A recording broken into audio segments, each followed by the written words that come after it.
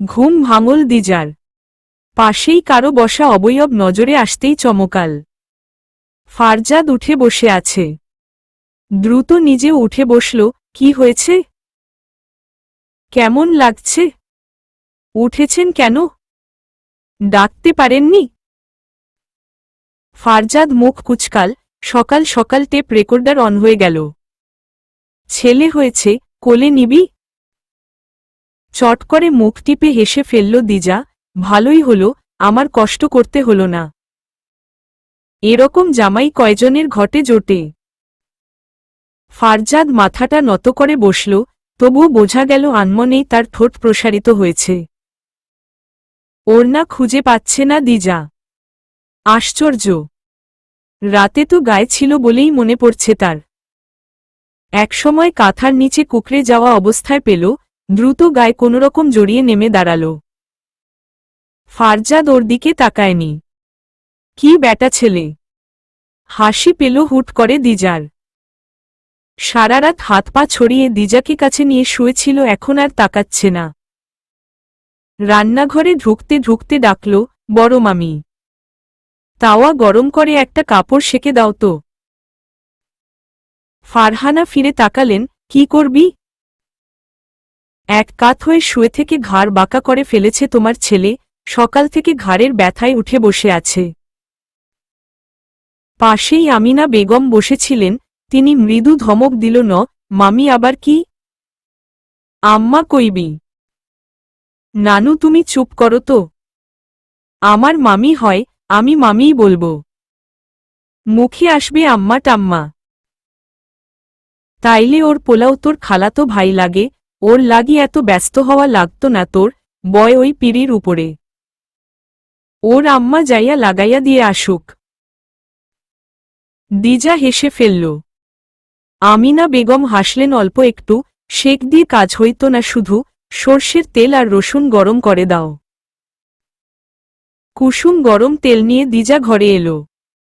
ফারজাদ ওভাবেই বসে আছে। সে তেলের পাত্রটা বেডসাইড টেবিলে রেখে ফারজাদের সামনে এসে বসল। এই শার্ট দিন তিনেক আগে পরেছে, এরপর আর আর্মস্লিং খোলা হয়নি বাহু থেকে, শার্ট বদলানোও হয়নি। দিজা বিপরীতে পিঠ করে সামনে বসে ধীর হাতে ফারজাদের শার্টের দুটো বোতাম খুলল। ফারজাদ জোরে শ্বাস নিল, দুটো এদিক ওদিক তাকিয়ে। ঘাড়টা আলগা করে তাতে আস্তে আস্তে তেল মালিশ করছে দিজা। ফারজাদ মুখ বিকৃত করে ঘাড়টা কাত করে নিল। আহ! ঘাড় মোটকে মারার প্ল্যান আছে নাকি? অবশ্য পেতনিরা মানুষ খুন এই উপায়ই করে। দিজা দাঁত খিঁচে আরো জোরে চাপ দিল। ফারজাদ আর্তনাদ করে উঠল। বাম হাতটা ছড়িয়ে দিল বালিশের ওপর। ঘাড়ে হাত দিয়ে তেলে তেলে জায়গাতে দু একবার আঙুল ঘুরিয়ে দিজার হাতের সংস্পর্শ পেল, অমনি এক ঝটকায় দিজাকে ধরে সামনে এনে ফেলল। ভ্রু নাচিয়ে সন্দিহান কণ্ঠে বলল, আজকাল এত সেবা যত্ন করছিস কেন? দিজা খোঁচা দিল, কেউ ঘরে চ্যাগায় পড়ে আছে, সেবা করতে হবে না? এটা তো মানবতা।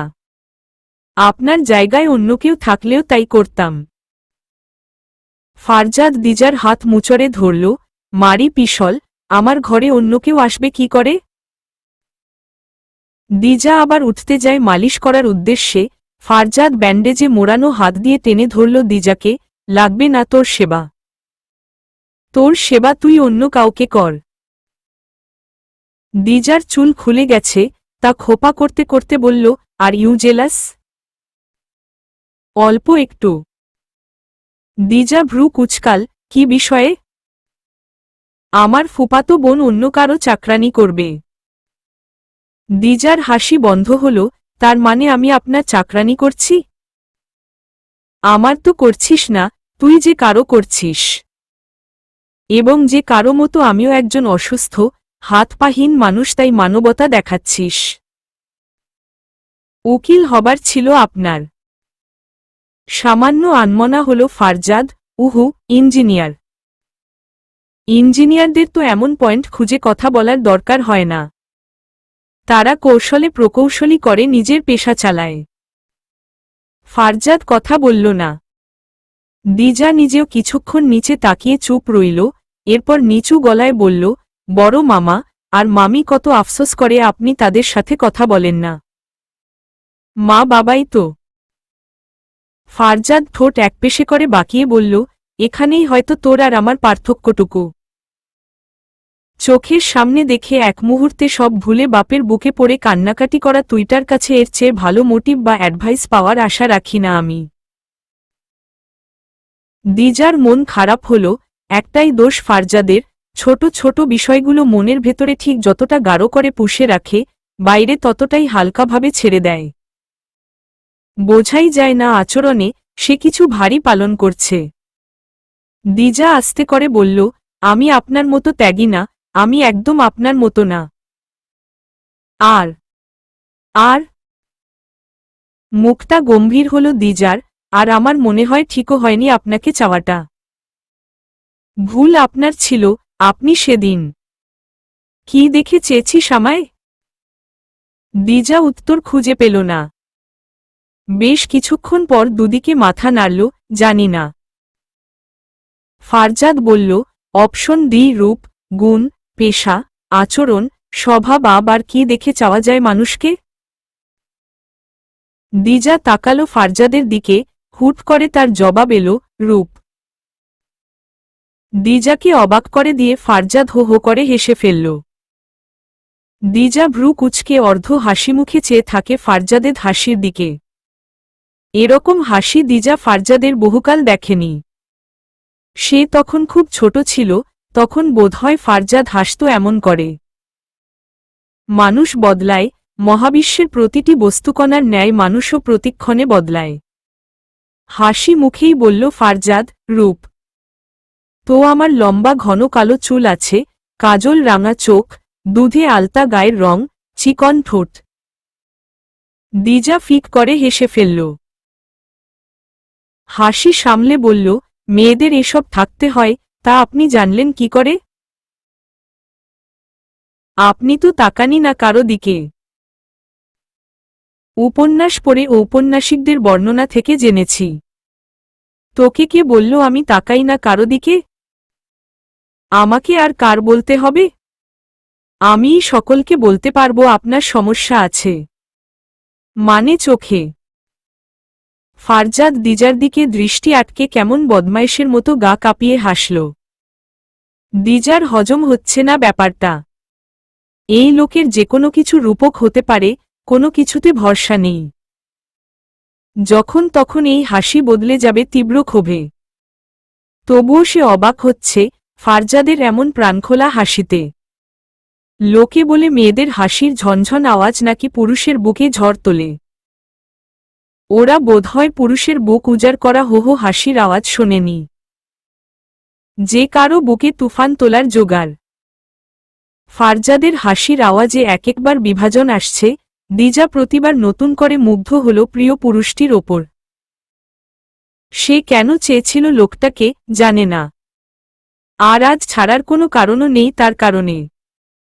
তার মুখে আনমনেই একটা চমৎকার মুচকি হাসি উদিত হল। ঠোঁট বুজে হেসে বুক ভরে একটা শ্বাস নিল, তার চোখ ভরে উঠতে চাইছে। ইচ্ছে করছে একবার শক্ত করে জড়িয়ে ধরতে লোকটাকে। এই লোকটা কোনোদিন জানবে না বেডে পড়ে থাকার দিনগুলো এই ছোট্ট মেয়েটা কিভাবে কাটিয়েছে। হঠাৎই ফারজাদের চোখ বুজে বেডে শুয়ে থাকা দৃশ্যটা মনে পড়তেই দিজা সমস্ত নিয়ন্ত্রণ হারাল নিজের। আর্মস্লিংকে উপেক্ষা করে তীব্র বেগে ছুটে পাড়ের দিকে আসা ঢেউয়ের মতন আছড়ে পড়ল ফারজাদের বুকে। শক্ত চরে জড়িয়ে ধরে মুহূর্তের মাঝে হু হু করে কেঁদে উঠল। মানুষটা বসে আছে, কথা বলছে তার সঙ্গে, হাসছে, এটা সত্য।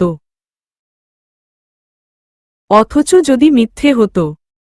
দিজা আরো শক্ত করে চেপে ধরল স্বামীর গলাটা। ফারজাদ ব্যথা পাওয়া সত্ত্বেও বাম হাতটা এগিয়ে নিয়ে মাথায় হাত দিল দিজার। কেমন করে যেন মুচকি হাসল, জানিস, লোকে বলতো আমায় নাকি বোঝা যায় না, আমি পাগল।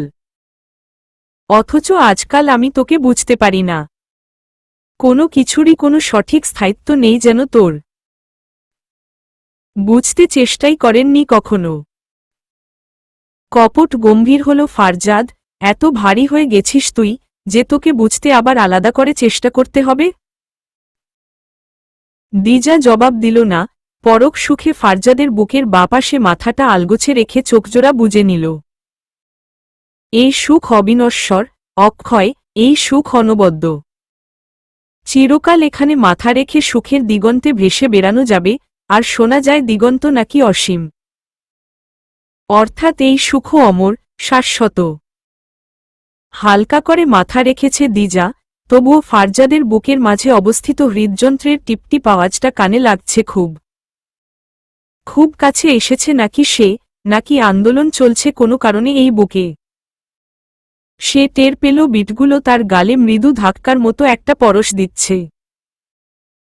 ড্যাশ ফারজাদ একরাতে ঘুমানোর সময় খুব অসুবিধা বোধ করছিল, এক টানে আর্মস্লিংটা গলা থেকে বের করে ছুঁড়ে ফেলেছে, আর সেটা ঝোলায় না গলায়। বাহুর ব্যান্ডেজ খোলা হয়েছে, ক্ষত শুকাচ্ছে, সেখানে চটা পড়েছে। সপ্তাহ 3 হচ্ছে ফারজাদ গ্রামে এসেছে। এর মাঝে একবার ইরফানকে সঙ্গে নিয়ে ঢাকা গেছিল ডাক্তার দেখাতে। ডাক্তার ভারী কোনো কাজে বেজায় নিষেধাজ্ঞা দিয়েছেন এবং খুব সাবধানে চলাচল করার পরামর্শ সহ উত্তেজিত হতে নিষেধ করেছেন। ডিপার্টমেন্ট থেকে কলে খোঁজ খবর চলছে, খুব শীঘ্রই ডিউটিতে জয়েনে ডাকা হয়েছে। বাড়ির লোকে বিশেষ করে দিজা আজকাল ঘুরিয়ে পেঁচিয়ে খুব বোঝাতে চায় এই পেশা ছেড়ে দিতে আর না ফিরতে ঢাকা। সে এখান থেকে যাবে না, ওর এখানে সংসার করতে ভালো লাগছে, এটাকে সংসার মনে হচ্ছে। ঢাকায় যতদিন ছিল ততদিন মনে হয়েছে সেও ফারজাদের কোনো কাস্টাডিতে বন্দি কয়েদি। কোনো পরিস্থিতিতেই তার এই বাড়ি থেকে যেতে ইচ্ছে করে না। বাপের বাড়ির চেয়ে এই বাড়ি তার বেশি আপন। ঢাকার 4 দেয়ালের কোনো কারাগারে মরার মতো পড়ে থাকতে সে যেতে চায় না। যে কোনো পাবলিক কোম্পানিতে চেষ্টা করলেই ফারজাদ ভালো পদে জব পেয়ে যাবে, তাছাড়া আজাদ সাহেবের আর্থ রয়েছে। কত শত লোক আয় রোজগার করে খাচ্ছে সেখানে। ফারজাদের কানে তুলো। সে ঘুরছে ফিরছে, সিগারেট টানছে, মাঠের আল ধরে হাঁটতে যাচ্ছে, বই পড়ছে, দিজার সাথে ঝগড়া করছে, ওষুধগুলো নিয়মিত খাচ্ছে না, প্ল্যান প্রোগ্রাম করছে টুস করে ঢাকা ফিরে যাবার, চলে যাচ্ছে তার দিন। আজাদ সাহেব বিশাল অনুষ্ঠান করবেন এবার ছেলের বিয়ের।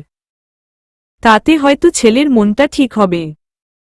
ঠিক না হোক, ওরকম তেদর ছেলে জন্মানোর পর তার মন ঠিক হবার আশা না রাখাই বুদ্ধিমানের কাজ। কিছু মানুষ এত জটিল মানসিকার হয়, যাদের বুঝতে নতুন করে বোঝা শিখতে হয়। সেসব লোকের সাথে ওর বোঝাপড়া না করতে যাওয়া ভালো। কোনকালে কবে কি হয়েছিল, ওরকম তো সব বাপ মা সন্তানকে ধিক্কার দিয়ে থাকে, এখন তা যদি সে সইতে না পারে, তাতে আজাদ সাহেব আর করবেনই বা কি? বাপ মায়ের মনের কষ্ট বোঝে না নিজে, আবার বলে কয়ে বেড়ায় তাকে কেউ বোঝে না। দরকার নেই অত বোঝাবুঝির। জিদ করে এই ঝুঁকিপূর্ণ চাকরিতে ঢুকেছে। সে যা ইচ্ছে করুক, বাপ হিসেবে তার দায়িত্ব তিনি পালন করবেন। লোক দাওয়াত করা হয়ে গেছে, বাজার টুকটাক প্রতিদিনই করছেন। গত রাতে ফারজাদের সঙ্গে আলাপ করতে গেলেন এ বিষয়ে, তার নাকি কোনো মতামতই নেই এ ব্যাপারে। সে যাচ্ছে ইরফানকে সঙ্গে নিয়ে গোমতী নদীর চর দেখতে। রাতের বেলা এসেই হাকডাক পেরে দিজাকে ডেকে নিজের ঘরে ডেকে নিলেন আজাদ সাহেব। সকলেই এসে বসল তাকে ঘিরে। একটা মেজেন্টা আর নীলের মিশ্রণে জামদানি কাতান এনেছেন, সেটাই আগে বের করলেন। দিজার চোখ জুড়িয়ে যায় তা দেখে, মেয়েরা অবাক চোখে তাকিয়ে দেখল নেড়েচেড়ে শাড়িটা। কোনো খবর ছাড়াই নিজেই দুটো শাড়ি কিনে এনেছেন আজাদ সাহেব। অপরটা বের করে আরও মুগ্ধ সকলে। লাল টুকটুকে বেনারসি, বেজায় দামি একখান শাড়ি, বিয়ে শাড়ি। দিজার কেন জানি আনন্দে কান্না আসছে। সে কাঁদল না। আরেকটা ব্যাগে গয়নার বাক্স, কানের দুল, গলার হার, রুলিবালা, ছোট্ট একটা সোনালি চকচকে নাকফুল। অবাক হয়ে প্রশ্ন করল দিজা, কবে এসব বানাতে দিয়েছ, মামা? তা জেনে তোর কি? আমি পরবি, আমি দেখে পরান জুরাব। ওই বাদরারে কষ, কাল ওর শেরওয়ানি কিনতে যাব আমার সাথে যেন যায়। রাতে ঘুম আসছে না দিজার। চোখের সামনে অলংকার আর শাড়িগুলো নাচছে। হাত পা শিউরে শিউরে উঠছে, কখন সেসব গায়ে পড়বে, সাজ পুরো হলে তাকে দেখতে কেমন লাগবে? কয়টা ছবি উঠবে, কিভাবে উঠবে? এই পানসে লোক কি ছবি উঠবে তার সাথে? ফারজাদ বলল, লাইট বন্ধ করবি নাকি মুখ আলো দিচ্ছিস আমার? মুখ আলো দেয়া কি? সনাতন ধর্মীরা ঠাকুর ঘরে আলো জ্বালিয়ে রাখে, সেটাকে মেবি মুখ আলো দেয়া বলে। আমি শিওর না। আপনি ঠাকুরের চেয়ে কম কিসে? না, অতটাও অনুভূতিহীন না আমি। ঠাকুর বরং আপনার অতখানি অনুভূতিহীন হতেই পারবে না কখনো। ফারজাদ দিজার গালে মৃদু থাপ্পড়ের মতো মেরে ওকে ধাক্কা দিল, সর এখান থেকে। নেমে দাঁড়িয়ে বলল, বিছানা ঠিক করে দে, ঘুমাবো। বড় মামা আমাদের। হু, বিশেষ কিছু তো না। অনুষ্ঠান হবে, তাই বলে কি আজ থেকেই ঘুমানো যাবে না, এরকম নিয়ম আছে? ঘুমাবো আমি। দিজা মুখটা এমন করল, ফারজাদ বলল, সেন্টি খাচ্ছিস কেন? রাতে ভাত খাসনি? দিজা হাত পা ছুড়ল, দুদিকে অনবরত মাথা ঝাঁকাল, ভাই, আমি আপনার সাথে থাকব না। আমি বাড়ি যাব, বিশাল ভুল করেছি, আপনার মতো আধমরা পাবলিকের সাথে জীবন কাটানো অসম্ভব। আমি এখন বেঁচে আছি, জীবিত, সামাজিক একটা মানুষ, শখ আহ্লাদ আছে আমার, জোয়ান মানুষ আমি, সবচেয়ে বড় কথা স্বাভাবিক মানুষ আমি। ঘাটের পানির মতো স্বাধীন, অজীবিত, ভাইরাস টাইপের জীব জড়ো অবস্থার লোকের সাথে এই জীবন কাটবে না আমার। সোব্রো, ক্ষমা চাই, দোয়াও চাই। ফারজাদ শব্দ করে হেসে ফেলল গা দুলিয়ে, এজন্য বলা হয়, রিলেশন সেম এজ হলে ভালো হয়। বয়স হচ্ছে তো আমার, এখন আর এসব ভাল্লাগে না, বুঝলি? এমনভাবে বলল কথাটা ফারজাদ, দেখে অভিনয়টা একদম ৭০ বছরের বুড়ার মতো লাগল। দিজা হাসার বদলে গম্ভীর স্বরে জিজ্ঞেস করল, বয়স কত আপনার? যাই হোক, ঠিক বয়সে বিয়ে করলে আমার মেয়ের সাথে স্কুলে যেতে পারতি তুই। হু, খুবই খাঁটি কথা বলেছেন একখান। কিন্তু আপনাকে তো আর মামা ৪-৫ বছর বয়সে বিয়ে দিত না, তারপর ধরুন পরের বছর মেয়ে হলে, তার সাথে স্কুলে যেতাম আমি।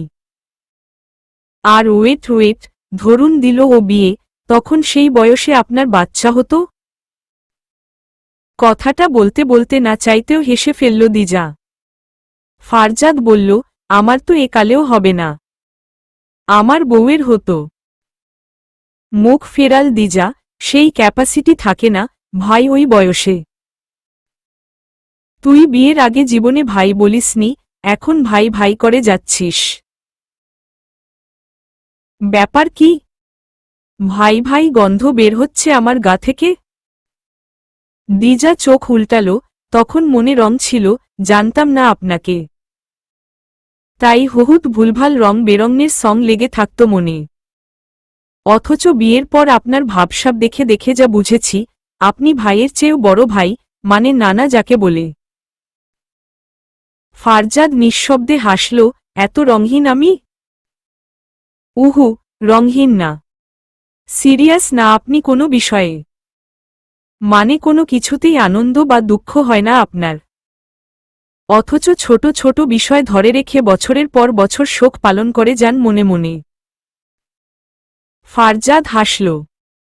লুঙ্গি পাল্টে 3/4 প্যান্ট পরল। এরপর বলল, চল, হেঁটে আসি। অন্ধকার তো রাস্তায়। এজন্যই যাব। অন্ধকারে ঢাকা প্রকৃতি। রাস্তা থেকে দুপাশে খুব বেশি দূরে নয় বিস্তর মাঠ। থেকে থেকে ওদিক থেকে শেয়ালের ডাক শোনা যাচ্ছে। পাশাপাশি হাঁটছে দুজন, মাঝখানে অল্প ফাঁক। দিজার মনে পড়ল শীতের সেই সকালের কথা। ওই দিনই বোধহয় প্রথম এই লোকটার জন্য বুকে হৃদযন্ত্রের অন্যরকম স্পন্দন টের পেয়েছিল সে। মুখে যত যাই বলুক, ফারজাদের এই নির্লিপ্ততা চিত্তই তো যত আকর্ষণের মূলে রয়েছে। কর্তব্য ও দায়িত্বে মানুষটা গ্রামের কর্মঠ ছেলে, পেশাগত ও ভাবসাবে সাহেব, মানসিকভাবে ঠিক গম্ভীর নয়, তবে একটু দায়সারা, তীব্র চাপা অভিমানী। মায়া মায়া লাগে খুব। বুক ভরে শ্বাস নিল সে। গ্রামের খোলা মাঠের শীতল হাওয়া বুক অবধি ভিজিয়ে দিল। এই মানুষটাকে হারানোর পর বেঁচে থাকার সাধ্যি নেই ওর। এই যে প্রতিদিন নিয়ম করে যুক্তিতর্কে মিলিয়ে দুজন ঝগড়া করে, এর বেশি চাওয়া কিছু নেই ওর। দিজার বাহাতের আঙুলে শক্ত করে আঙুল ঢুকিয়ে জোট পাকাল ফারজাদ। দিজা একটু চমকে উঠল। কথা বলল না। হাঁটতে হাঁটতে ফারজাদ হঠাৎই বলল, হুমায়ুন আহমেদ কি বলেছিলেন জানিস? যে ভালোবাসা যত গোপন, সেই ভালোবাসা তত গভীর। কাউকে ভালোবাসতে, তার জন্য ছটফট করতে, কোনো নির্দিষ্ট সময় বা কাল নির্ধারণ অথবা ঢাকঢোল পিটিয়ে বিশেষ আয়োজনের প্রয়োজন নেই। সেটা হয় আনুষ্ঠানিকতা, ভালোবাসা না। ভালোবাসায় কিছু আনুষ্ঠানিকতা ক্ষেত্রবিশেষ থাকতে পারে, তবে আনুষ্ঠানিকতায় ভালোবাসা থাকে না। কবে, কখন, কিভাবে জানি মানুষের মনে কারো জন্য একটা গভীর বিস্তৃত জালের মতো মায়া ছড়িয়ে পড়ে, তা থেকে মানুষ চাইলে দূরে থাকতে পারে, তবে জালের সীমানা ছেড়ে মুক্ত হতে পারে না আজীবন। অনুভূতি প্রকাশমূলক কথাগুলো কাউকে সামনে বসিয়ে তার চোখের দিকে তাকিয়ে কিভাবে বলা যায়, জানা নেই। আসলেই বলা যায় কি না তাও জানা নেই আমার। ভালোবাসার ভাষা নেই, ভাষায় ভালোবাসা নেই। আমি প্রেমিক নই, সাধারণ ছেলে। প্রেমিকেরা বিশেষ কিছু হয় বোধ হয়, আমি খুব অবিশেষ। তোকে ছাড়তে পারবো না, বিশ্বাস কর, তুই চলে গেলে ধরতে যাব না। ফিরে এসে নাও পেতে পারিস, হতে পারে মানিয়ে নিলে আমার সর্বস্ব পেয়ে যেতে পারিস। বাড়িতে অতিথিদের আনাগোনা চলছে গতদিন থেকে। পুরো বাড়ি লাইটিং করা হয়েছে। সামনের খোলা চত্বরের সামনে ডেকোরেটরের চাঁদোয়া দিয়ে ফটক তৈরি করা হয়েছে। এত বড় আর জাঁকজমক অনুষ্ঠানে বাড়িতে আগে হয়নি বোধহয়। বৃহস্পতিবার রাতে লাবণ্য বহুবার দিজাকে মেহেদি দিতে বসার সুযোগ খুঁজেছে। হয়ে ওঠেনি, সেই মেহেদি লাগাতে বসিয়েছে সকাল 9টার দিকে। একটু আজব বিয়ের ঘটা, বৌভাতে বউয়ের গায়ে হলুদ হবে। হলুদ, মেহেদি পাতা, চন্দন ইত্যাদি বাটা হচ্ছে, পাশেই বসেছে দিজা মেহেদি নিতে। হলুদ শাড়ি, গলায় লাল টুকটুকে গামছা, লজ্জায় নোয়ানো নজর, চোখে মুখে উপচে পড়া লাবণ্য জ্যোতি। কি যে স্নিগ্ধ লাগছে দিজাকে দেখতে। আমেনা বেগম বহুবার এ অবধি মন্তব্য করে বসেছেন ওর থুতনি ধরে, বিয়ের পানি গায়ে পড়লে মাইয়াগো রূপ যৌবনে দেখছিস কেমনে তেলতেলে সৌন্দর্য দেখা যায়। হলুদ গায়ে নাই ছোঁয়াইতেই দেখছিস চেহারায় ঝিলিক দিতেছে। দিজা লজ্জায় আর তাকাতে পারেনি। তার বিয়ে তো সেই কবে হয়েছে। আজ কেন এমন নতুন নতুন লাগছে সবকিছু? মনেই থাকছে না সে কতদিন আগেই তো বিয়ে হয়ে পুরনো হয়ে গেছে। চারদিকে কেমন ভাটা পড়া সুখে যেন জোয়ারের পানি ঠলকাচ্ছে। একটুও মনে থাকছে না, ওই গোমরামুখ মানুষটাকে সে পেয়েছে, তাকে যেন এইবার, এই প্রথমবার পেতে চলেছে এত ঘটা করে এই ভেবে আনন্দে বারবার শরীরটা ঝাঁকি দিয়ে উঠছে। উত্তেজনায় দম আটকে আটকে আসছে বারবার। বাড়িতে একটা ব্যাপার লাগলে তখন ফারজাদকে দেখা যায় গ্রাম্য, কর্মঠ এক শক্তিমান পুরুষ হিসেবে। দিজার মনে হয় এই লোকের এই রূপেই সে ঘায়েল হয়েছিল ছোট্ট বয়সের কোনো এককালে। সাদা ফকফকা পরনের লুঙ্গিটা বাহাতে উঁচিয়ে ধরা, কালো খয়েরি শার্টের ওপরের বোতাম খোলা, গলায় গামছা ঝুলছে। এদিক ওদিক দৌড়ে তদারকি করে বেড়াচ্ছে। কে বলবে, তার বুকের ক্ষততে এখনো ঘা দেখা যায় একটু আধটু। ফারিন ডাকল, এ শোন এদিকে আয়। একবার তাকিয়ে চোখ ফিরিয়ে নিল ফারজাদ। ডেকোরটির টেবিল বসছে বাগানে। পেছনের বেড়ার একপাশ খুলে দেয়ায় দেখা যাচ্ছে। ফারিন আবার চেঁচাল। বিরক্ত মুখে এসে দাঁড়াল। কি সমস্যা? খেয়েছিস সকাল থেকে? ওষুধগুলো আমি খাই। আচ্ছা, খা। তবে দেখিস সাইড ইফেক্ট খারাপ না হয়ে যায়। দাঁত খিঁচল ফারিন। ফাজিল। মেহেদি বেটেছি, খেয়ে নে, লাগিয়ে দিই হাতে। ফারজাদ মুখ বিকৃত করল। ফেসিয়াল, মেকআপ, হেয়ার স্টাইল এসব করাবি না? শুধু মেহেদিতে কাজ চলবে? মুখ গোজ করল ফারিন। তো বিয়েতে বরেরা মেহেদি লাগায় না? লাগালে সমস্যা কি? আফসানা বেগম ফারজাদকে খাবার ভর্তি প্লেট ধরিয়ে দিয়ে বললেন, তোমারও আক্কেল নাই, ফারিন। টকালারে চুল আঁচড়াইতে কও কোনো দুঃখে? হেসে উঠল সকলে। ফারিন বলল, কথা ঠিক বলেছ, বৌমা। হাদারাম কোথাকার। দিজার পাশেই খেতে বসল ফারজাদ। আড়ষ্টতায় সংকুচিত হয়ে বসে আছে দিজা। কেন জানি এই চেনা পরিচিত মহলটাও আজ তার জন্য নতুন এবং শিহরণের স্থান লাগছে। তার ওপর এই লোক এসে পাশে এত কাছে বসবে কেন? দু লোকমা খাবার খেয়ে তৃতীয় লোকমাটা তুলে বিনা কোনো শিরোনামে দিজার মুখের কাছে ধরল। জিজ্ঞেস করল, না খেয়েছিস? মেহেদি তুলবি কখন, খাবি কখন? কোনোরকম প্রস্তুতি বা খবর দিল না। দিজার চমক আর সবার অদ্ভুত চাহনি আটকে রইল সেদিকে। দিজা তাকিয়ে আছে হতবিহব্বল চোখে। ফারজাদ খাবার ইশারা করে ভ্রু জড়িয়ে মৃদু ধমকাল, হু। দিজা আস্তে করে মুখে খাবার তুলবি নিল। তার দুহাতের চারপাশ ভর্তি মেহেদি।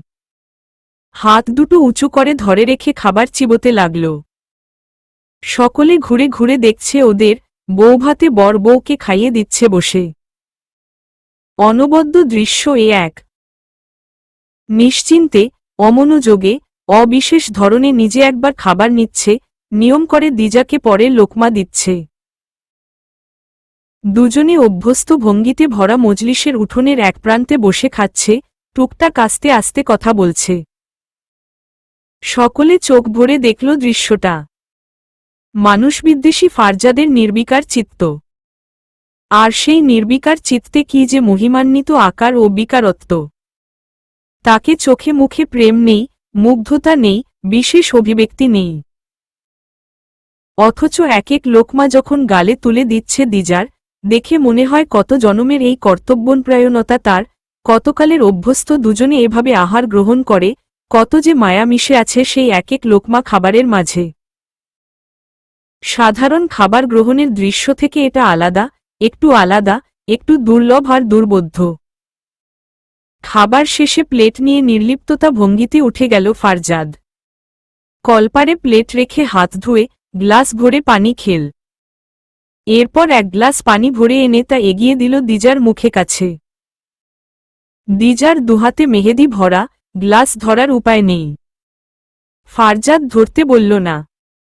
সরাসরি মুখের কাছে এগিয়ে দিল গ্লাসটা, পানি খেল দিজা। গ্লাসটা ছোট চাচির দিকে এগিয়ে দিয়ে ইরফানকে ডাকল কয়েকবার। খেয়ে ভেতর থেকে বের হল ইরফান। তারা দুজন যাবে এখন দইয়ের ভার এবং সফট ড্রিঙ্কস আনতে। লাল শাড়ির সোনালি পার। চুলগুলো খোলা রাখা হয়েছে, মাঝে সিথি করে একটা ভারী টিকলি পরানো হয়েছে, গলায় ভারী হার, সাথে স্বর্ণের সীতা হাল রয়েছে। হাত ভর্তি সোনালি লাল চুড়ি। গরম আজ ভালোই পড়ছে। এ বাড়িতে ফারজাদের রুমে এসি লাগানো আছে, তবে সেটা সার্ভিসিং করাতে হবে। বাসর সাজিয়েছে কাঁচা ফুলে। দিজার ইচ্ছে করল বাসরের লাল টুকটুকে ফুলগুলো ছিঁড়ে নিয়ে দু একটা কানে গুজে ফেলতে। নিল না, সাজ নষ্ট হয়ে যাবে। বাসর সাজিয়েছে গত মাঝরাতে ইরফান। জুমার খুতবা শোনা যাচ্ছে। বাড়িটা এখন একটু শান্ত, সকলে যে যার মতো গোসলে ঢুকেছে, পুরুষেরা নামাজে চলে যাচ্ছে। বাবুর্চিরা খাবার পাত্রে সার্ভ করছে। ফারজাদ গোসল করে বের হল, পরনে হাফ প্যান্ট। দিজা খোঁচা দিল, এই লোক যাবে নামাজ পড়তে, যার কাপড় চোপড়ের ঠিক নেই। নিজের খালি গা এবং হাঁটুতে নজর বুলিয়ে বলল ফারজাদ, কেন? খুব বেশি নেকড়ো লাগছে? তুই আকর্ষণ বোধ করছিস নাকি? দিজা নাক কুচকাল, ছি। ফারজাদ পাঞ্জাবি গায়ে চড়াতে চড়াতে তাকালো দিজার দিকে। থামল ক্ষণিকের জন্য, সেদিকে আটকানো চোখে চেয়ে আনমনে পাঞ্জাবির হাতায় হাত দিল। ফ্যানের বাতাসে দিজার স্ট্রেইট করা চুল উড়ে উড়ে সামনে আসছে, সেটা আঙুল দিয়ে সরিয়ে দিচ্ছে আবার। ফারজাদ কাছে গিয়ে দাঁড়ালো, ডান হাতের আঙুলে চুল সরাতে সরাতে বলল, এরকম পেতনি সেজে ভর দুপুরে সামনে আসতে নেই মেয়েদের। তাতে কি হয়, ভূতে ধরে? ভূতে যদি নাও ধরে, পুরুষে ধরে। দিজা মাথা নত করল। ফারজাদ ওর থুতনি তুলে ধরে বলল, কোথায় জানি শুনেছিলাম বউকে চুমু খেয়ে নামাজে যেতে হয়, তাইলে স্বামীর দোয়া ভালো কবুল হয় সৃষ্টিকর্তার কাছে। গাঢ় লিপস্টিকে রাঙা ঠোঁটের কাছে নত হল লম্বাটে ফারজাদ। দুটো গাঢ় চুম্বন করল সেখানে। ঠোঁট সরিয়ে তা কপালে তুলল, মৃদু শব্দে গাঢ় একটা চুম্বন করল কপালেও। দিজা আবেশে চোখ দুটো বুজে নিল চেপে, ভেজা ঢোক গিলল একটা। পুরুষেরা বোধহয় কোনোদিন বুঝবে না, এই যে তাদের তপ্ত ঠোঁটের স্পর্শ যখন কোনো নারীর কপাল স্পর্শ করে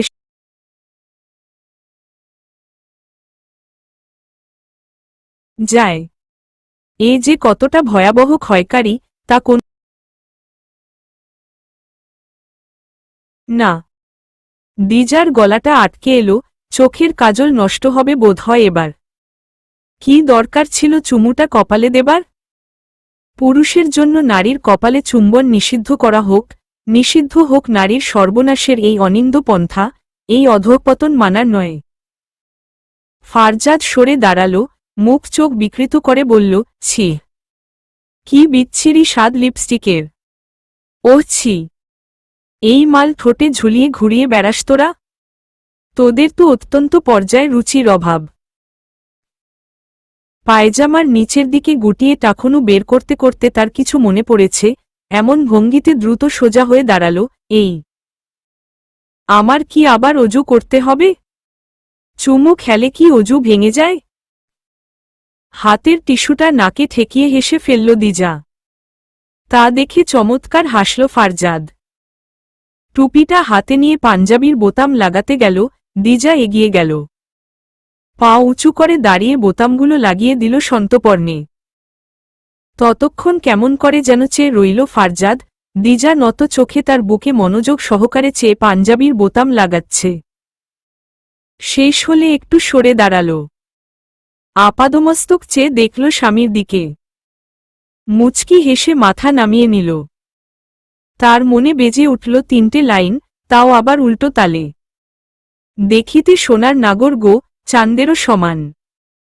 কোনো বা দেশে থাকে ভোমরা, কোনো বাগানে বসে। কোনো বা রঙ্গের মধু খাইতে উইরা উইরা আসে। জুমার 2 রাকাত ফরজ শেষে ফারজাদ 4 রাকাত সুন্নতের নিয়ত বাঁধল। দ্বিতীয় রাকাতের সেজদায় গিয়ে বেশ কিছুক্ষণ দেরি করল সে। হাত দুটো মেঝেতে চেপে কপালটা ঠেকাতেই কেমন অদ্ভুত সুখ জ্বালা এসে ভর করল তার ওপর। সেজদার তাসবিহ 3 বার ছাপিয়ে 7 বার পাঠ করল। মাথা তুলল না। চোখ দুটো বুজে কল্পনা করল সে সৃষ্টিকর্তার পায়ে পড়ে আছে। জীবনের সকল চাওয়া না পাওয়া, অতীত বর্তমানের গরমিলে হিসেব সামনে এসে দাঁড়াল।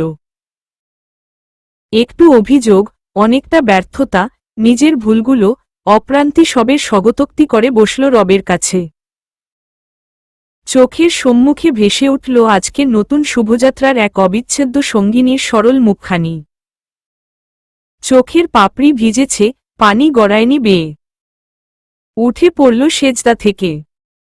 চোখ লুকোতে মাথা নত করে সোজা হয়ে বসে দ্বিতীয় সেজদায় গেল।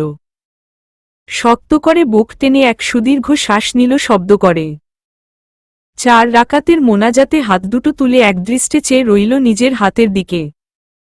মাথাটা নত ফারজাদের। কি চাইল, কে জানে। বেশ অনেকক্ষণ ধরে চাইল কিছু মালিকের কাছে।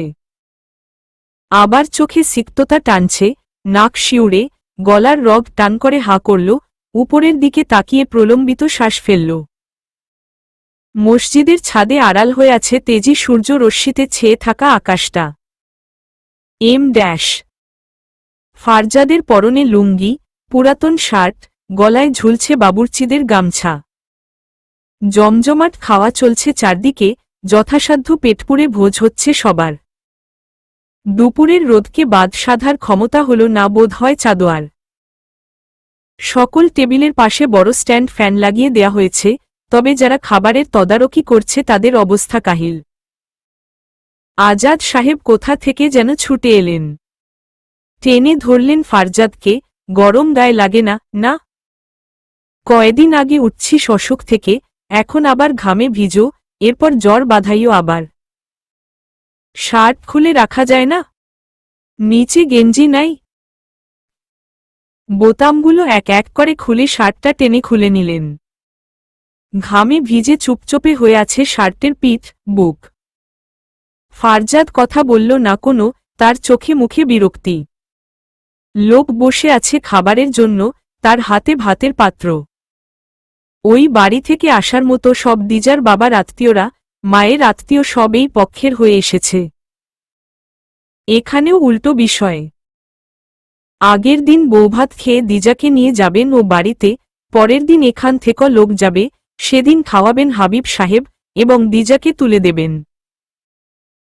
হাবিব সাহেব বহুদিন পর এলেন এ বাড়িতে, এবার আর নিজে জামাই হয়ে নয়, বরং জামাইয়ের বাড়িতে। কেমন নতুন আর আজব অনুভূতি হচ্ছে। একটু সংকোচ ও দ্বিধাও কাজ করছে। অসুস্থ থাকার সময়গুলোতে ফারজাদ কারো সাথে কথা বলেনি, তার সঙ্গে তো নাই। সেই ছেলেটার প্রতি আজ আর ক্ষোভ নেই, রাগ নেই, অভিমান নেই, অথচ বাজে কিছু স্মৃতি রয়ে গেছে, যেখানে বরাবর সে লজ্জিত। মানুষ বাঁচেই বা কদিন? এত ক্ষোভ, রাগ, অভিমান চিরস্থায়ী তো হবার নয়। তাহলে কি লাভ ভেতরে পুষে বহর বাড়িয়ে? তিনি নিজেই আজাদ সাহেবের কাছে গেলেন কথা বলতে। দিজার সাথে দেখা করলেন। খাওয়া দাওয়া হল। বিপত্তি হল যাওয়া নিয়ে। ফারজাদ যাবে না, তার বুকে ব্যথা। একটা অপ্রস্তুত ঘটনা। আজাদ সাহেব ধমকালেন, সারাদিন করো কাজ, আরও করো। আমার তো লোকের অভাব কাজের। ফারজাদ জবাব দিল না। চেয়ার পেতে বসে আছে উঠোনের মাঝখানে সে খড়খড়ে শুকনো মাটির দিকে তাকিয়ে। তাকে ঘিরে বাড়ির লোকের ভিড়। সে নির্লিপ্ততা, চুপচাপ। তার বুকে ব্যথার বিশেষ লক্ষণ দেখা যাচ্ছে না, আর দেখা যাওয়াটাও জরুরি না ওর জন্য। ওর শরীরে এমনিতেই ব্যথা নেই বলেই ধারণা সবার। হাবিব সাহেব বসলেন ফারজাদের ডানপাশে। সামনের দিকে তাকিয়ে জিজ্ঞেস করলেন, রাগ কমে নাই, তাই না? কিসের রাগ, ফুপা? রাগ থাকলে কমা, বাড়ার প্রশ্ন ছিল। ব্যথা ছিল, ব্যথা বেড়েছে।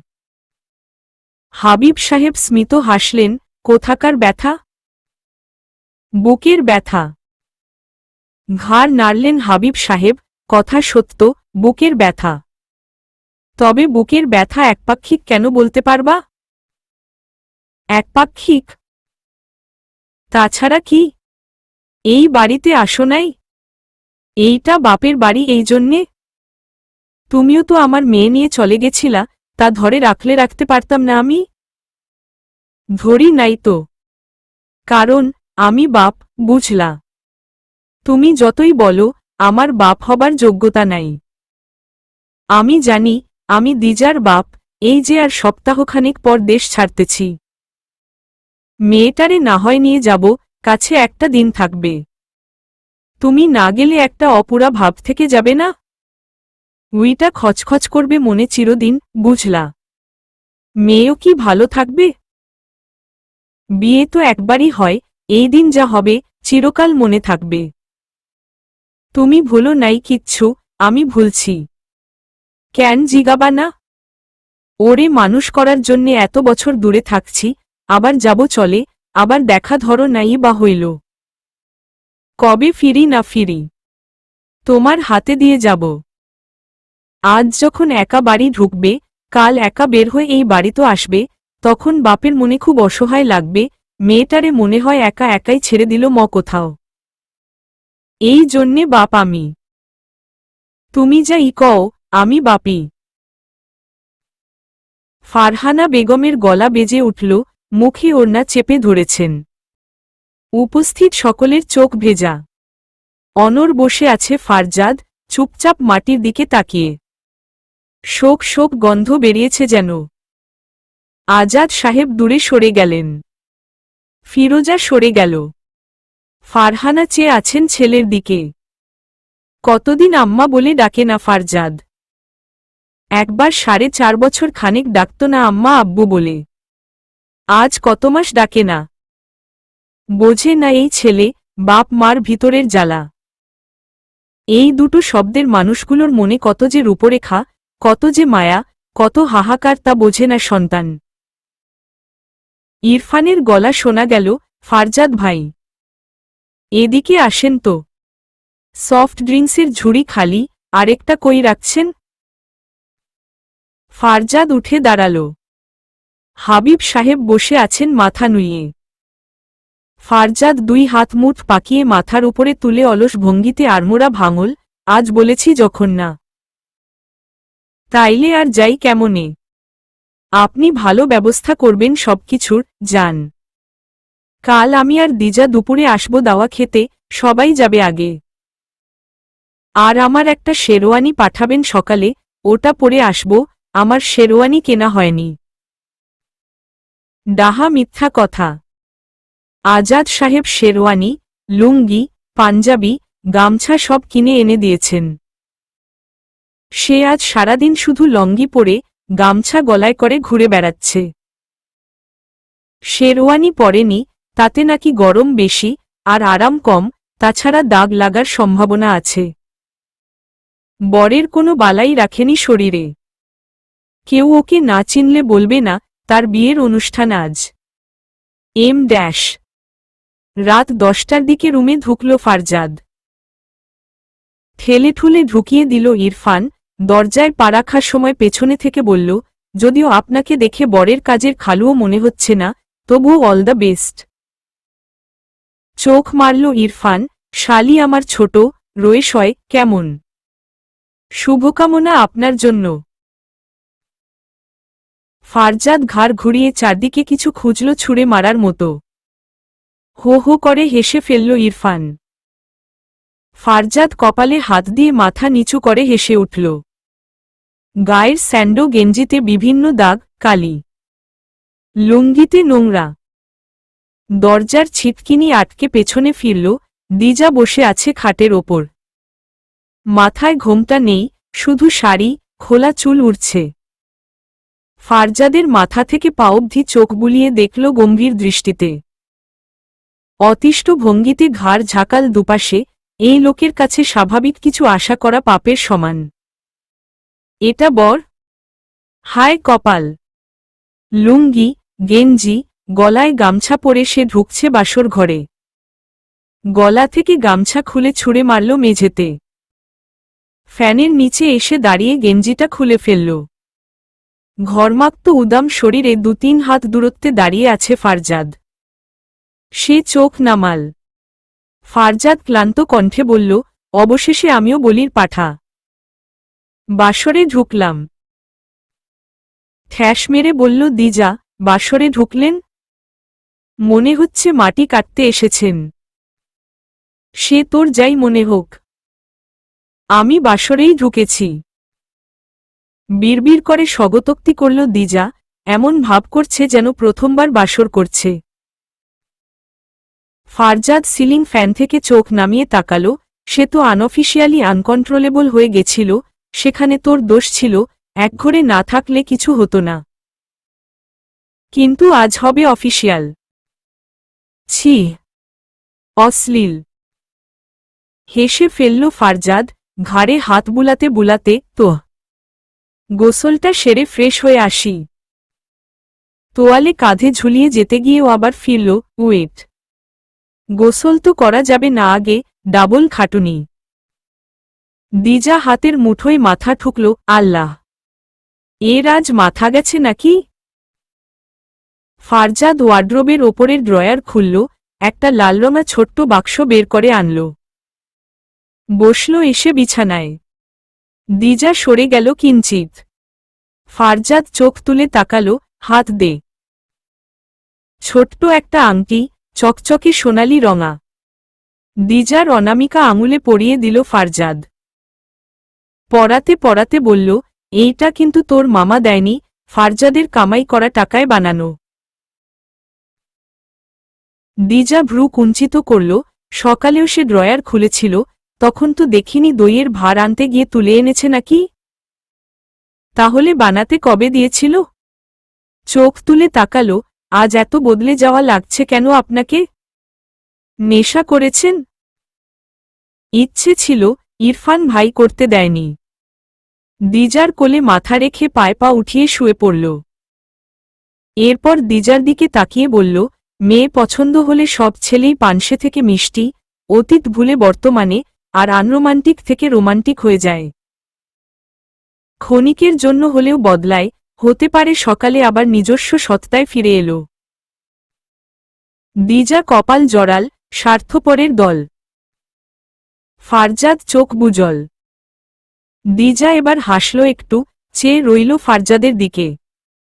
আস্তে করে চুলে হাত গুজল। গতকাল চুল দাড়ি কেটে এসেছে ফারজাদ।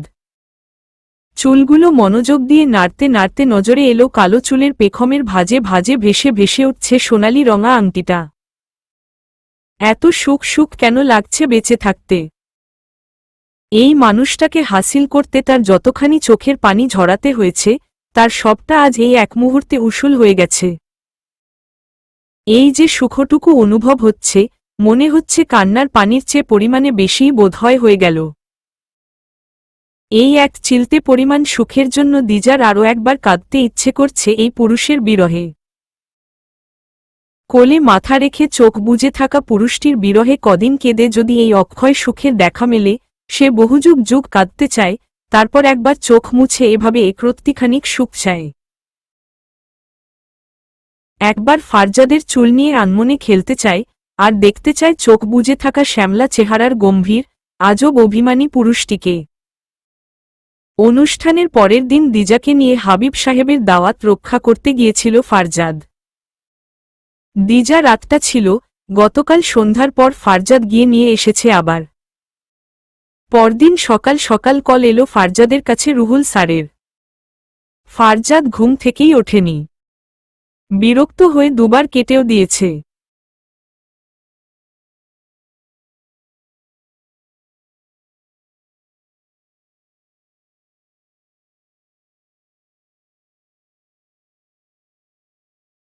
কাল ব্যস্ততার কারণে একবারও ওষুধ খাওয়া হয়নি, সব মিলিয়ে শরীর এবং মন দুটোই চেতে গেল।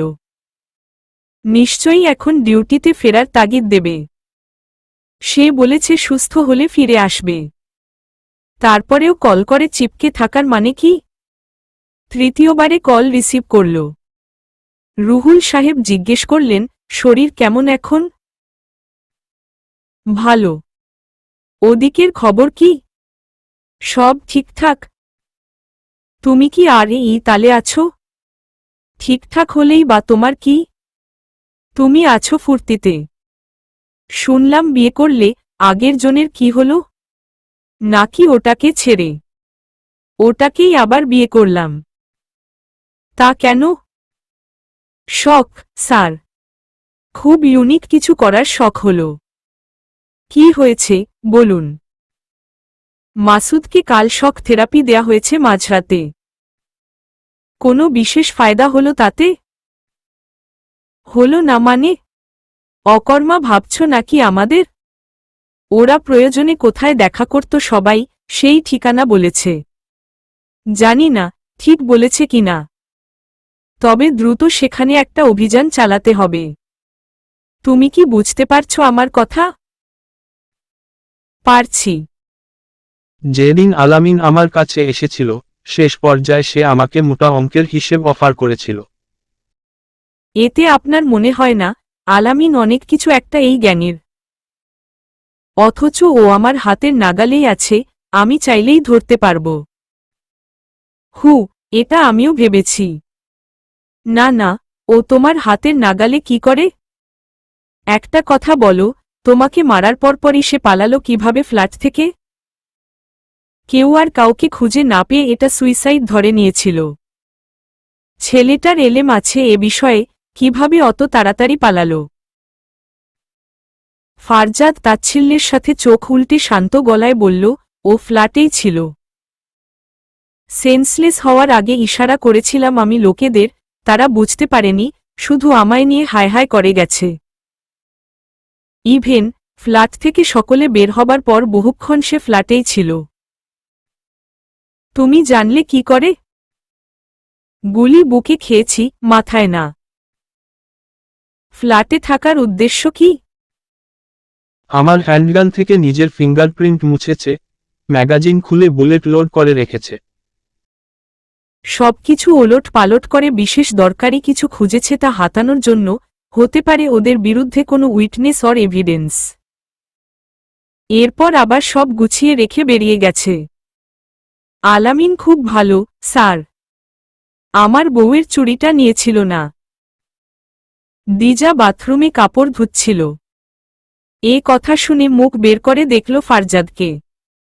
রুহুল সাহেব সন্দিহান হয়ে জিজ্ঞেস করলেন, তুমি কিভাবে জানলে এসব? তুমি কি ফ্ল্যাটে গেছিলে? গিয়েছিলাম। আমার আগে ফ্ল্যাটে ঢুকেছে ও। আমার গান থেকে বুলেট বের করে নিয়েছে সবগুলো। জ্বরের ঘোরে বন্দুকের ওয়েট অত খেয়াল না করেই পিস্তলকে নিজের সেফটি বানিয়ে ওর সামনে চলে গেছিলাম। ম্যাগাজিন খালি ছিল আমার পিস্তলের।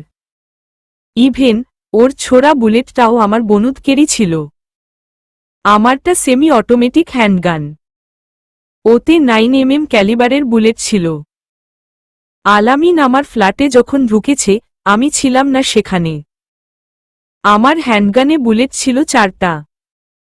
ও ম্যাগাজিন খুলে সেখান থেকে বুলেট বের করেছে, একটা নিজের পিস্তলে লোড করেছে, এবং তা দিয়ে নিজের পিস্তল থেকে গুলিটা চালিয়েছে আমার ওপর। তার মানে বোঝা যায়, ওর পিস্তলের ব্যারেলের ব্যাস 9mm ক্যালিবারের।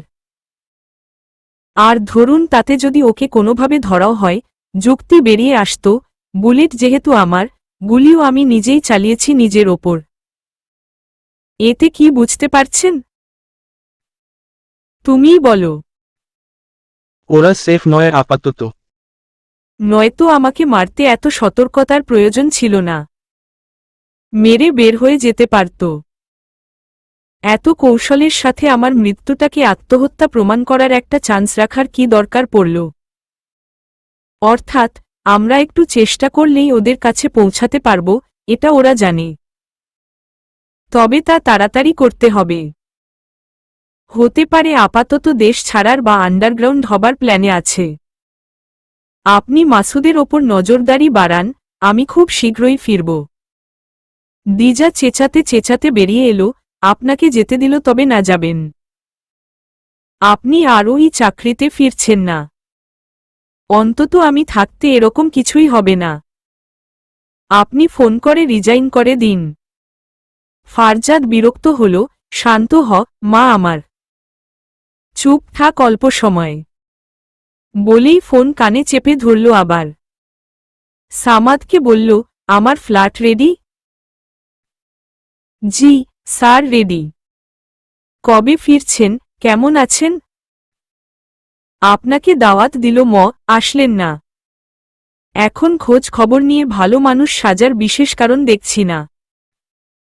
সামাদ হাসল, কোনো একদিন আপনার সাথে গিয়ে আপনাদের গ্রাম ঘুরে আসব, ছুটি পেলে।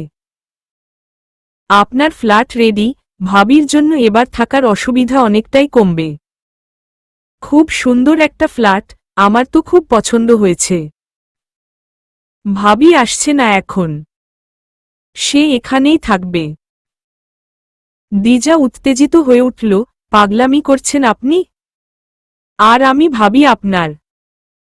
দ্রুত এক হাতে দিজার মুখ চেপে ধরে ওকে শুইয়ে ফেলল ফারজাদ। ইশারা করল চুপ করতে। সামাদ বোধহয় শুনেছে, মুখ চেপে হাসছে নিশ্চয়ই। কল কেটে ফারজাদ ঝুঁকে দাঁড়ালো বিছানায় পড়ে থাকা দিজার ওপর, মারবো এক থাপ্পড়। কথা বলার মাঝখানে মেয়ে মানুষ চিৎকার করবি কেন? মিশনে যাচ্ছি আমি বলা চলে। সেখানে তোমাকে নিয়ে গিয়ে আল্লাহর নামে বলি দিয়ে দিই, চমৎকার প্ল্যান। এখানেই থাকবি তুই, আমি সময় সুযোগ পেলে এসে থেকে যাব 2-1 দিন, আগে যেমন আসতাম। তোর আমাকে বিয়ে করতে চাওয়ার স্বাদটাও মিটুক হালকা করে। মুখ ছেড়ে দিল। শাড়ির আঁচল ঠিক করে জোরে জোরে দুটো শ্বাস নিয়ে শক্ত দুটো কিল বসাল ফারজাদের বাহুতে। ফারজাদ আর্তনাদ করে উঠল, আহহ। হাতে থাপ্পড় তুলল দিজার দিকে। সেই হাত টেনে নিয়ে একটা কামড় দিল দিজা। বাম হাত দিয়ে দিজার মাথার ওপর গাঁটটা মারল ফারজাদ। দিজা, তুই তো মাংসাশী হয়ে গেছিস। দেখি নখ দেখি। রাতেও খামছেছিস। তোর মতো জাহিলকে ওখানে নিয়ে গেলে আমার কাজকাম আর করা লাগবে না। যা নেইল কাটার আনো। 1 যুগ আগে মরা পেতনির মতো নখ গজিয়েছে হাতে, কাটার আনো যা। নয়তো তোর বাপের বাড়ি যাওয়া বন্ধ। দিজা চেঁচাল, নিজেই যেতে পারি আমার বাপের বাড়ি, ইভেন আপনি যদি ওই ডিউটিতে আবার যান, আমি আর ফিরবি না। কার সাথে পালাবি ঠিক করেছিস? কি মুখের ভাষার ছিরি? আপনার মতো নাকি আমি? আমার মতো কি? আমি কয়টা নিয়ে পালিয়েছি? দিজা আর কথা বলতে পারল না। তার কান্না পাচ্ছে, গলা আটকে আসছে। তার জীবনে সুখ স্থায়ী হয় না কেন? কাল রাতটা সুখের ছিল, কাঙ্ক্ষিত পুরুষটি তার কাছে ছিল। সূর্যোদয়ের সঙ্গে সমান্তরাল হারে পাল্লা দিয়ে বিষাদ ঘনিয়ে আসছে। ফারজাদ বাথরুমে গেল ফ্রেশ হতে, ওভাবেই শাড়ির আঁচলে মুখ গুজে বসে রইল বিছানার ওপর। ফারজাদ ঠিকই বলেছিল, তাকে চাওয়া দিজার একদম ঠিক হয়নি। অন্তত এরকম মরণঘাতী পেশার জন্য হলেও ঠিক হয়নি। যে পেশা জীবন নিয়ে টানাটানি ডেকে আনে, সেই পেশাগত একটা ধোয়ার কুণ্ডলী স্বরূপ মানুষকে চাওয়া দিজার একটুও ঠিক হয়নি। দরজায় ধাক্কা পড়ল।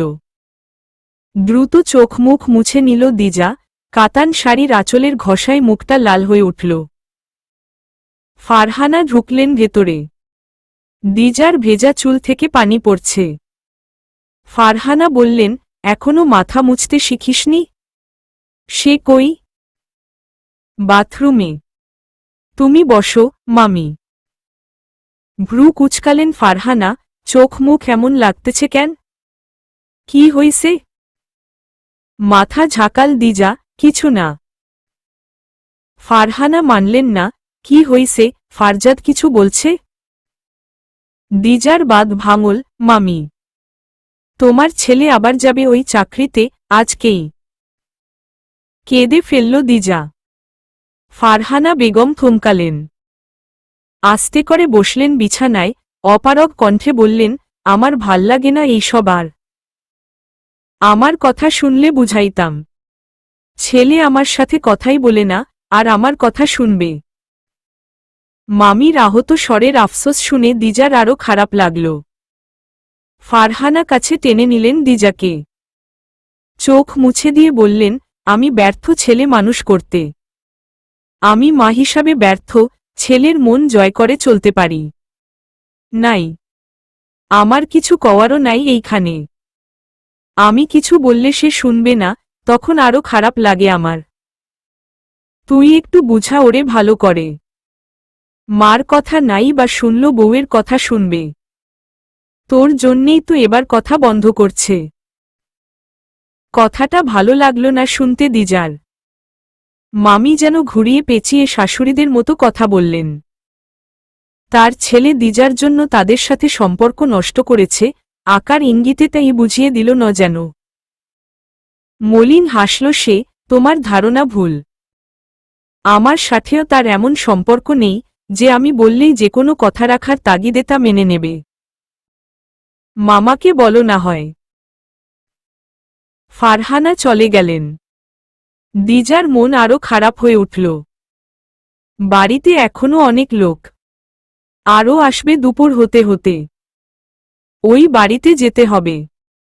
ফারজাদ গোসলে ঢুকেছে, গোসল করেই কি ঢাকার উদ্দেশ্যে রওনা করবে? বিছানাটা গুছিয়ে ফেলল। ফুলের গন্ধ ঘরজুড়ে এখনো অল্প স্বল্প পাওয়া যাচ্ছে, অথচ তা আর দিজাকে আনন্দ দিচ্ছে না। বিছানায় ফুলের ছেঁড়া পাপড়ি ছড়িয়ে ছিটিয়ে আছে। তা দেখে দিজা উপহাসের হাসি হাসল। তার জীবনে আবার ফুল আর সুখ, দুটোই মরীচিকা। দেখতে দেখা যায়, ধরার উপায় নেই। সে বোঝে, ফারজাদের পেশাটা এমনই। তবুও কেন জানি ছাড়তে সাহস হয় না ফারজাদকে। একবার একদিন ছেড়ে এসে যা হারাতে বসেছিল, জীবন চলে গেল তার মাসুল গুনতে। আবার ছাড়বে ফারজাদকে? অসম্ভব। মরতে তো অসুবিধা নেই, একটুও নেই, যদি ফারজাদ পাশে থাকে। অথচ পাশে রাখতেই লোকটার কত আপত্তি। ফারজাদ বের হল গোসল সেরে। জিজ্ঞেস করল না, আম্মা এসেছিল কিনা। সরাসরি দিজার দিকে তাকাল, মাত্রই চোখ দুটো মুছেছে, জল শুকায়নি। সদ্য গোসল করা মেয়েদের শাড়ি পরে বের হওয়া ঠিক না, ফারজাদ মনে মনে ঘোষণা করল। মলিন মুখটার দিকে তাকিয়ে ছোট্ট একটা হতাশ শ্বাস ফেলল। ফারজাদ বোঝাতে পারে না, আর এরা বোঝেও না। ঢাকায় নিয়ে যাবে দিজাকে, সে যা করতে যাচ্ছে, তাতে যে কোনো কিছু হতে পারে, যে কোনো কিছু। একবার বেঁচে ফিরেছে কারণবশত। ওরা মারতে চায়নি বিধায় দ্বিতীয় আরেকটা গুলি চালিয়েছিল না। অথচ এবার আর ছাড়বে না পেলে, হতে পারে লাশও পাওয়া যাবে না। সেই অনিশ্চিত ক্ষেত্রে এই মেয়েকে নিয়ে গিয়ে এর খারাপ কিছু হলে নিজেকে ক্ষমা করার উপায় কি? মরেও শান্তি পাওয়ার নয়। একবার যা হয়েছে তাতেও তো খানিকটা বুঝো এসে যাবার কথা এদের মাঝে। সেদিন দিজা ফারজাদের সাথে থাকলে হতে পারত জঘন্য কিছু ঘটতে পারত এই মেয়ের সাথে। ফারজাদ তো শেষ, বেশি রক্তক্ষরণ হলে ঘটনাস্থলেই কাহিনী শেষ হতে পারত। আর তারপর দিজার কি হতো? ফারজাদ তো সুপারহিরো নয়, সাধারণ মানুষ। একা ফ্ল্যাটে রেখে গিয়ে বুকের কপাটিকায় বিশাল এক তালা মেরে রাখতে হয়, তবুও ভেতর থেকে ধাক্কায় প্রতিক্ষণে। কখন কি হয়ে যায়, কার নজরে পড়ে যাবে। তারপর রেজাল্ট বের হয়েছে, এখন বিশ্ববিদ্যালয়ের জন্য চেষ্টা করার মতো পড়ালেখার ব্যস্ততায় সময় কাটবে। ঢাকায় নিয়ে গিয়ে কোথায় পড়াবে, কি দিয়ে কি করবে? প্রতিক্ষণে ওর সাথে ফাজ্জাদের থাকতে হবে ঢাকার শহরে। তা সম্ভব নয়। এই মেয়ে বুঝবে এসব? সম্ভাবনা নেই। তাকে রেখে যেতে ফারজাদের ব্যথা হচ্ছে কোথাও, রোজ রোজকার ঝগড়া, মাথার চুল টেনে দেয়া, একসাথ বসে খাওয়া, কত কিছুই তো মিস করে ব্যথা করবে ফারজাদের বুকে। বিরক্ত হয়ে উঠল ফারজাদ। ধপ করে বসল বিছানায় পা ঝুলিয়ে। ঝুঁকে বসে চুল আঁকড়ে ধরল নিজের। ধমকে উঠল দিজাকে, বলেছিলাম না তোকে আমার থেকে দূরে থাকতে? বলেছিলাম আমার জীবনের নিশ্চয়তা নেই, আমার সাথে নিজেকে জুড়ে নরকে ঝাঁপ দিস না। বলেছিলাম কি না? জোকার মনে হয় আমাকে তোর, এমনিই বালছাল বকতে থাকি রাইট? দিজা এগিয়ে এসে বসল ফারজাদের কাছে। আবদারের সুরে বলল, আচ্ছা, আপনি যান ডিউটিতে, কিন্তু আমি যাব আপনার সঙ্গে। ফারজাদ ঘুরে বসল দিজার দিকে। সোজা নজর দিল দিজার কম্পনরত ঠোঁটের দিকে, কখন জানি ভেঙে পড়বে তা কান্নার তোড়ে। চট করে দিজার পেছনের চুল মুঠো করে ধরে ঠোঁটে ঠোঁট ছোঁয়াল। গাঢ় এক চুম্বন শেষে কপালে কপাল ঠেকিয়ে বলল, এত মায়া লাগাচ্ছিস কেন, দিজা? তোর ভাঙা ঠোঁট, ভেজা চোখ আমায় ডিউটিতে ছলনা করাতে উস্কানি দিচ্ছে। যেটা পাপ হবে। বিশ্বাস কর, তোর এই ঠোঁটের মায়া আমায় মনোযোগভ্রষ্ট করে তুলেছে নিজের ওপর থেকে। আজকাল খুব কর্তব্যজ্ঞানহীন হয়ে উঠেছি, ইচ্ছে করে তুই কেঁদে ফেলার আগেই তোর সব কথা মেনে নিই, কাঁদতে প্রস্তুত চোখ দুটো হেসে উঠুক, আমি স্বস্তির নিঃশ্বাস ফেলি। দিজা আবার কেঁদে উঠল আবারও, আমি থাকতে পারবো না আপনাকে ছাড়া। আমার দম বন্ধ হয়ে আসবে, আমি মরে থাকব এই ঘরে একা আপনি ছাড়া। আপনি কোথায় কিভাবে থাকবেন? ঝোড়ো ঝোড়ো করে কেঁদে ফেলল। আর কথা বলতে পারল না দিজা। ফারজাদের অদ্ভুত যন্ত্রণা হচ্ছে বুকের মাঝটায়। অবরুদ্ধ হয়ে আসছে শ্বাস যেন। বহুত জ্বালা সে সয়েছে এই জীবনে, তবে এটা আলাদা। ফারজাদ বুঝতে পারে, এটা একদম আলাদা। এরকম জ্বালা আগে হয়নি। এই মেয়ের কান্না তাকে বিশ্রীভাবে ফুটবল করে তুলছে, অস্থির লাগছে ভেতরটায়। দুহাতে দিজার মুখটা আজলা ভর্তি পানির মতো চেপে ধরল। কাঁদছে মেয়েটা, তাকে হারানোর ভয়, তার থেকে দূরত্বের ভয় কেউ কাঁদছে। নেহাত ছোট্ট একটা মেয়ে কাঁদছে কেমন হাহাকার করে। বারবার দুদিকে মাথা নাড়ছে, আমি থাকব না এখানে, চলুন আমি যাব ঢাকাতে, এবার আর একটুও কষ্ট হবে না আমার একা থাকতে। সত্যি বলছি, সারাদিন একা একা থাকব, অপেক্ষা করব রাতে আপনার ফ্ল্যাটে ফেরার। ফারজাদ এক ঝটকায় শক্ত করে বুকে চেপে ধরল দিজার মাথাটা। হাঁ করে শ্বাস ফেলল দুটো। বুকের ওপর পড়ে ছোট্ট শরীরটা কেঁপে কেঁপে উঠছে। কিন্তু তাকে তো যেতে হবে। চাকরি ছাড়াটা অনেকটা চোরের ওপর রাগ করে মাটিতে ভাত খাওয়ার মতো হয়ে যাবে। চুলে হাত বুলিয়ে বুক থেকে তুলল দিজাকে।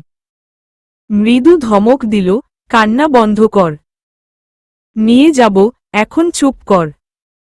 এবার যাই, বেশিদিন এখানে থাকতে হবে না। এরপরের বার ফিরেই নিয়ে যাব। তবে যদি ঢাকার কোনো ভার্সিটিতে চান্স হয়। নয়তো পড়ালেখার জন্য হলেও এখানেই থাকতে হবে। এখন সংসার ঝেড়ে ফেলে পড়ালেখায় মনোযোগ দে। ভাববি, তোর বিয়েই হয়নি, টুকটাক প্রেমে পড়ছিস কেবল আমার, মাঝে মধ্যেই অল্পক্ষণের জন্য মনে পড়বে, এরপর আবার পড়তে বসা। রেজাল্টের পর ভার্সিটির ভর্তি পরীক্ষার আর বেশি সময় থাকে না। ওখানে গেলে পড়ালেখা হবে না। আর এটা তোর সংসার করার নয়, ক্যারিয়ার গড়ার সময়। এসব না বুঝেই অবুঝের মতো কাঁদলে একটা থাবড়া মেরে কান গরম করে দেব। দিজা নাক টানল, ফারজাদ তাকে কি বলছে মাথায় ঢুকেও ঢুকছে না।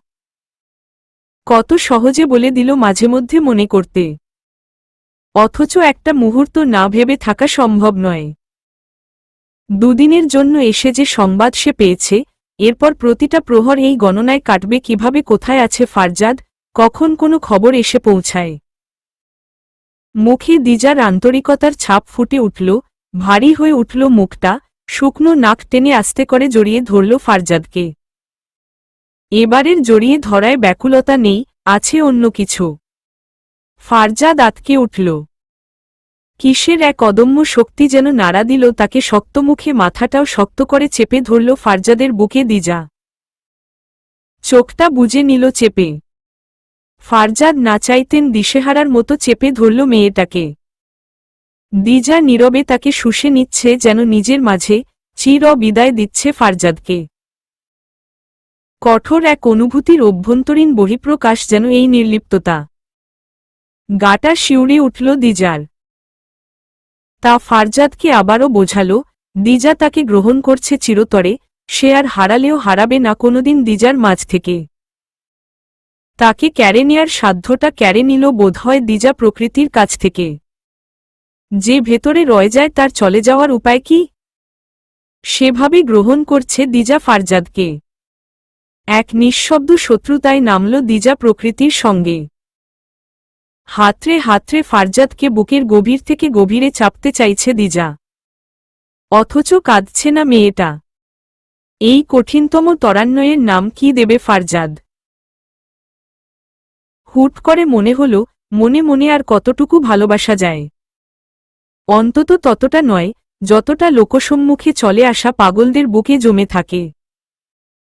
ভালোবাসা নীরবে হয়, তবে ততটা নয় যতটা কারো সামনে চলে আসা ভালোবাসারা হয়। সামনে এসে পাগলামি রূপে ধরা দেয় কোনো ভালোবাসা। যে ভালোবাসার তীব্রতা বুকের এত গভীর আর জায়গা পায় না, তীব্রতাটুকু স্বতঃস্ফূর্ত প্রক্রিয়ায় বুকের দেয়াল চিরে বাইরে আসে, অতি অবশিষ্টটুকু বোধহয় বাইরে বেরিয়ে আসে পাগলামি বা আসক্তি রূপে, যা নাম বদলে তখন ভালোবাসা থেকে ইংরেজিতে পেশন হয়ে ওঠে। লালচে একটা শাড়ি পরনে দিজার, সেটাও অযত্নে শরীরে পড়ে আছে। ফারজাদ বয়ে গেছে কোথাও ভাসমান সবুজ শেওলার মতন। সেই মানসিক আসক্তি ছাপিয়ে এক পর্যায়ে দিজার লাবণ্যময়ী শরীরটাও খুব টানল ফারজাদকে। নির্লজ্জের মতো আবদার করে বসল, রাতের গাড়িতে যাব ঢাকা, এখন তোকে লাগবে আমার, একটা বেলা তোর আমাকে দে। চলবে।